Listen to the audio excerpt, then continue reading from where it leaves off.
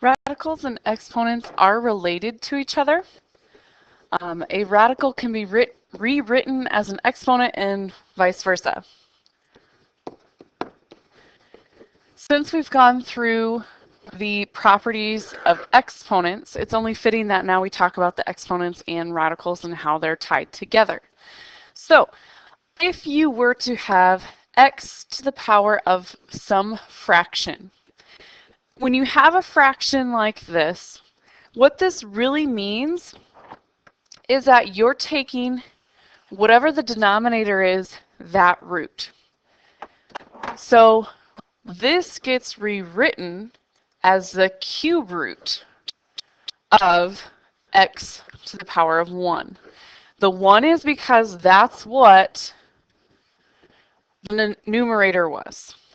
So just kind of give you some color coordination there to see where things are going. Again, the bottom number tells us what type of root. So getting a little bit harder here, if I had x to the power of 1/3 to the power of, let's say, 5, remember, this is technically using our properties of exponents, x to the power of 5/3. Then if I wanted to rewrite this as a radical, this is the cube root of x to the 5th. Okay. Now, it won't always necessarily be an x. Sometimes it'll be a actual numerical value. So, for instance, let's say that we have 64 to the 2/3. 64 to the 2/3 can be rewritten as the cube root of 64 squared. Now, that might be a little bit tricky to start with, but it's really not that bad.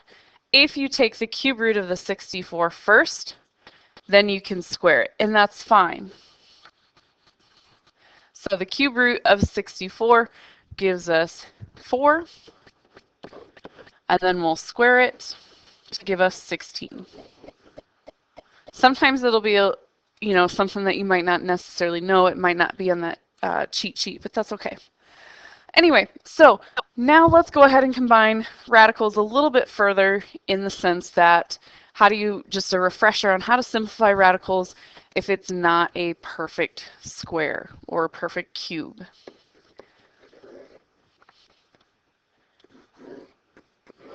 So for instance, let's say we have the square root of 72x to the 4th, y cubed, z to the 7th.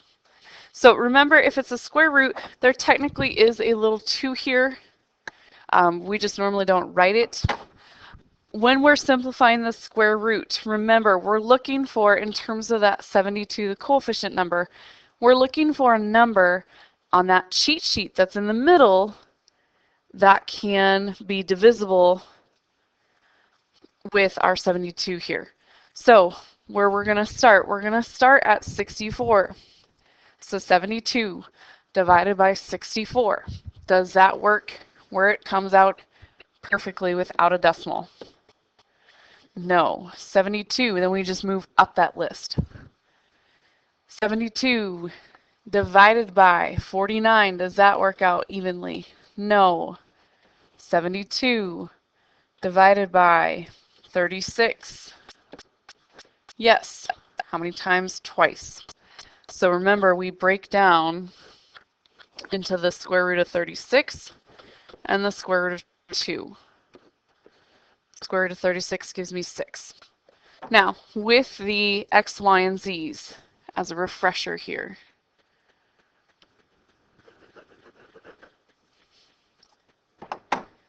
that's going to break down into the exponent divided by 2.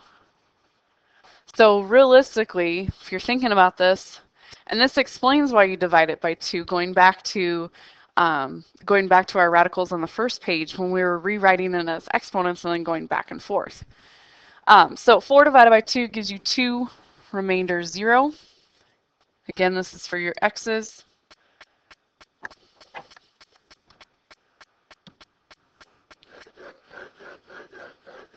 kind of lost my work room over there to the right, so I'm just going to work down. If I were you, I'd keep working right.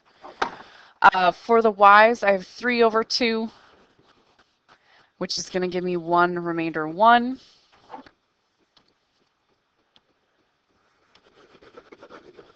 And then last but not least, the z's, which is 7 over 2, which gives me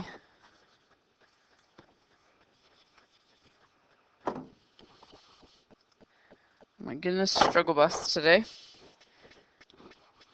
which gives me 3 remainder 1.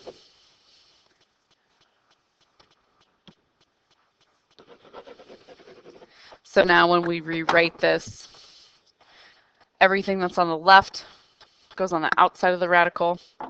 So we have 6, the 2, the 1, and the 3. So it's 6x to the power of 2, y to the power of 1, z to the power of 3. Anything that's on the right side is going to go underneath the root. So square root of 2, x to the power of 0, y to the first, z to the first. Yes, you do not need to list x to the 0. I'm just listing it. That way you guys know wherever all my numbers actually came from.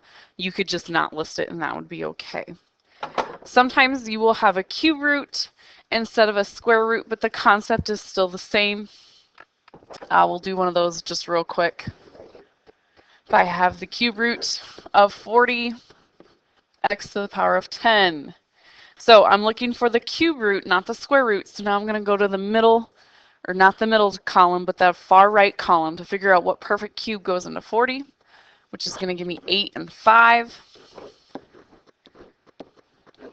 8, by the way, is my perfect cube, not the 5. Cube root of 8 breaks down to 2. If I'm looking at my x's here, 10 divided by 3 gives me 3 remainder 1. So now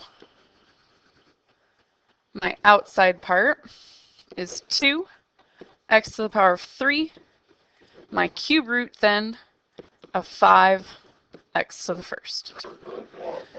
Same concept, regardless that it is a cube root instead of a square root, same concept.